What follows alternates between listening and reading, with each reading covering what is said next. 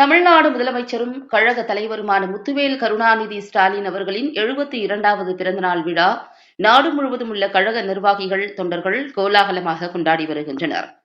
தமிழ்நாடு மின்சாரம், மதுவிலக்கு மற்றும் ஆயத்தீர்வைத்துறை அமைச்சர் செந்தில் பாலாஜி அவர்களது வழிகாட்டுதலின்படியும், கோவை மாநகர் மாவட்ட திமுக செயலாளர் கார்த்திக் எம்எல்ஏ அவர்களின் ஆலோசனைப்படியும், திமுக கோவை மாநகர் மாவட்ட பொறியாளர் அணி சார்பாக தளபதியாரின் 72வது பிறந்த நாளை முன்னிட்டு அனைவருக்கும் இனிப்புகள் வழங்கி கொண்டாடினார்கள். கோவை மாநகர் மாவட்ட திமுக பொறியாளர் அணி அமைப்பாளர் பாபு தலைமையில் காந்திபுரம் மத்திய பேருந்து நிலையத்தில் ஒரே இலக்கு, வெல்வோம் 200 படைப்போம் வரலாறு மற்றும் போராடும் தமிழ்நாடு, வெல்லும் தமிழ்நாடு உள்ளிட்ட வாசகங்கள் அடங்கிய பதாகைகளுடன் பொதுமக்களுக்கு இனிப்புகள் வழங்கினார்கள்.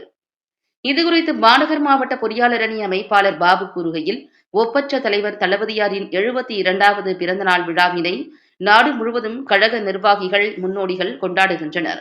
நாங்கள் பொறியாளர் அணி சார்பாக பேருந்து நிலையத்தில் பொதுமக்களுக்கு இனிப்புகள் வழங்கி கொண்டாடுகின்றோம். எங்களது தளபதியாருக்கு பிறந்தநாள் பரிசாக வருகின்ற 2026 சட்டமன்ற தேர்தலில் கோவை மாவட்டத்தில் 10 தொகுதிகளிலும் வெற்றி பெறச் செய்து பிறந்தநாள் பரிசாக தளபதியாருக்கு சமர்ப்பிப்போம் என்று கூறினார்.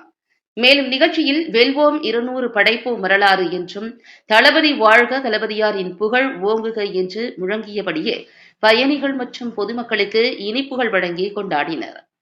இந்நிகழ்ச்சியில் மாவட்ட துணைத் தலைவர் வசந்தகுமார், மாவட்ட துணை அமைப்பாளர்கள் வைரமணி, NVS செந்தில்குமார், ஆண்டனி, ஞானவேல், LBF மாநில செயலாளர் வழக்கறிஞர் வினோத்குமார், சத்தியமூர்த்தி, லாரன்ஸ் மற்றும் கழக நிர்வாகிகள் உட்பட பலர்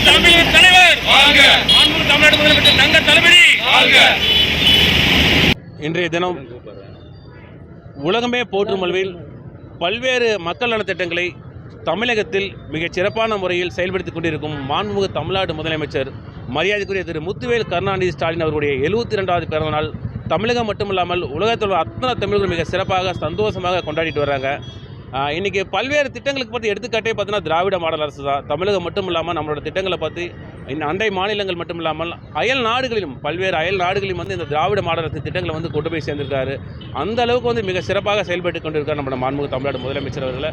ஸோ இதை கொண்டாடுவது நம்மளோட கடமை, மகிழ்ச்சிகரமான செய்தி. இன்றைக்கி பார்த்திங்கன்னா தமிழர்கள் தமிழ்நலன் கருதி இந்தியாவில் பார்த்திங்கன்னா நம்மளுக்கு எங்கெங்கே நம்மளுக்கு எதிரிகள் இருக்காங்கன்னு தெரியல. எல்லாத்துக்கும் நம்மள மாநில உரிமைகளை குரல் கொடுக்குற ஒரே முதலமைச்சர் தங்க தளபதி அவர்கள் தான்.